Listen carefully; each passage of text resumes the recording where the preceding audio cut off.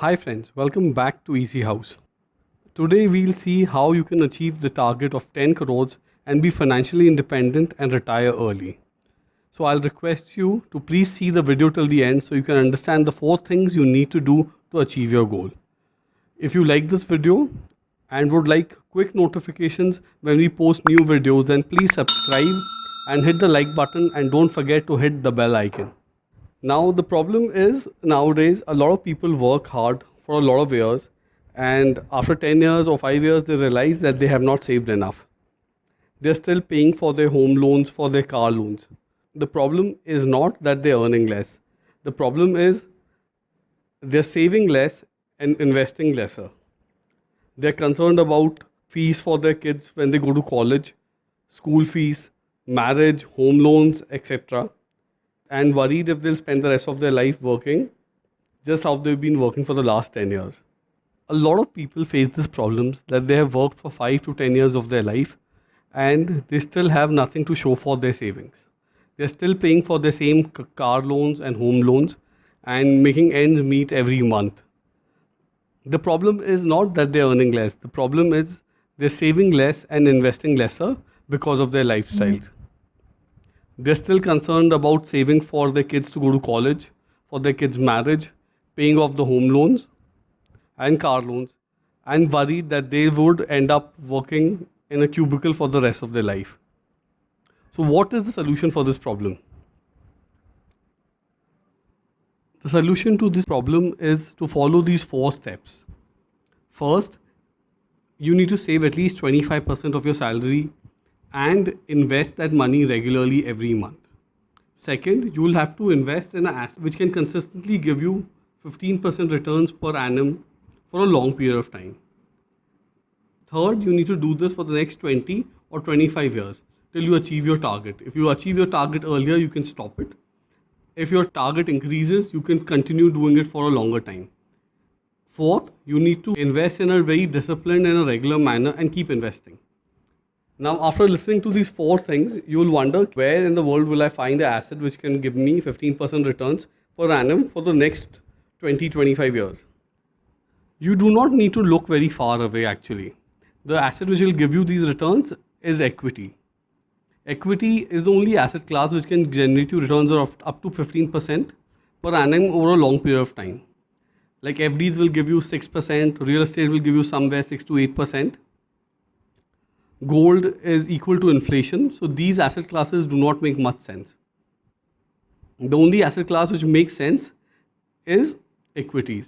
And even in equities, you need to pick companies like HDFC or Infosys which will actually grow to become big large caps in the future.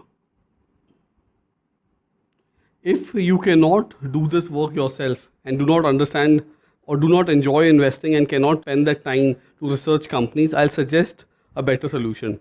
Buy some good mid cap and small cap funds. These good mid cap, small cap funds have given consistent returns over a period of long time. You can outsource this job of investing to a fund house, and the only thing you need to do now is invest regularly for the next 20-25 years. The reason these 4 steps work is because of 2 crucial factors. First is compounding. The power of compounding. Einstein called it the 8th wonder of the world. If it works for you, it's great, but if it works against you, it is very dangerous. When you invest in an asset class which gives you 15% return per annum and returns also get reinvested and it generates you a return again, this compounding gives you a very big benefit. The second factor which is very important in this is time. You need to have time on your hand. So the earlier you start, the better it is. So if you're 20, you should start at 20. If you're 25, you should start immediately. If you're 30, it's not that late. If you're 35, it's not that late. You can always start, increase the amount because you would be earning also more at 35 and 40. So time is also very crucial. So the longer you invest, the better it is, and the earlier you start, the better it is. Now, let me give you an example. Like say, imagine you invest 30,000 rupees per month for the next 25 years and you get a return by investing into a mid cap and a small cap company and generate 15% returns per annum. After 25 years, your corpus size will become 10 crores.